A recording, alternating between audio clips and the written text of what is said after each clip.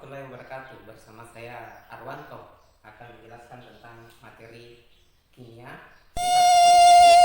Materi pertama yaitu mengenal kesetimbangan larutan. Sebelum saya lanjut ke materi ini, saya ingin memberitahukan kepada adik-adik bahwa saya memiliki buku referensi di dalam buku siswa kimia penerbit Erlangga oleh Bapak Umro Sudarmo. Silakan adik-adik cari. Untuk buku penunjang lainnya saya juga menggunakan buku tips dan trik kimia penerbit Erlangga juga. Kita masuk ke materi. Kita gunakan pendekatan dalam sebuah gelas kimia terdapat air. Dalam air ini kita masukkan beberapa sendok garam dapur. Garam dapur ini adalah NaCl. Dan air ini adalah H2O. Ada beberapa kondisi apabila kita mencampurkan garam dapur ke dalam gelas kimia ini. Yang pertama, apabila kita masukkan, garam akan larut.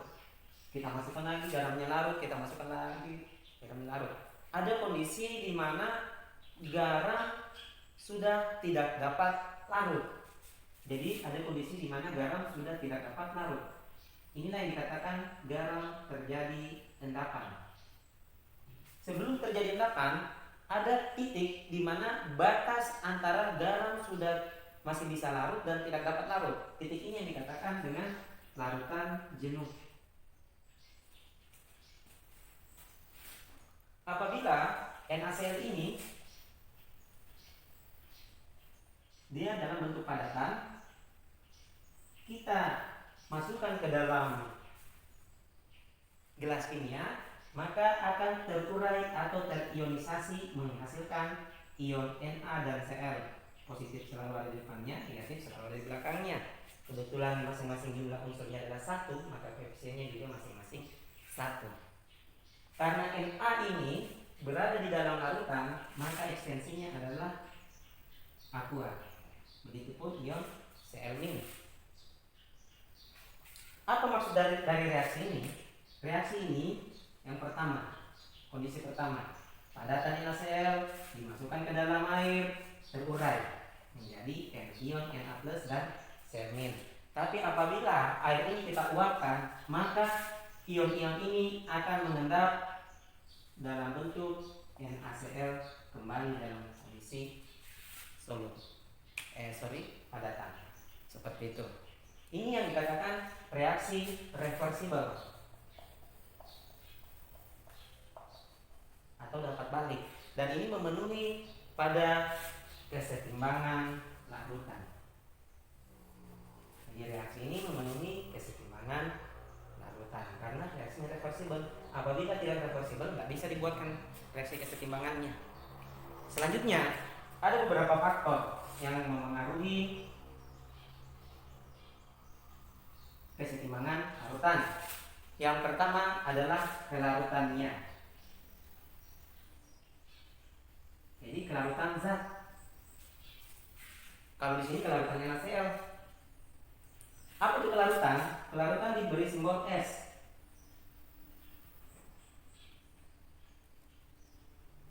Satuannya gram per liter atau mol per liter.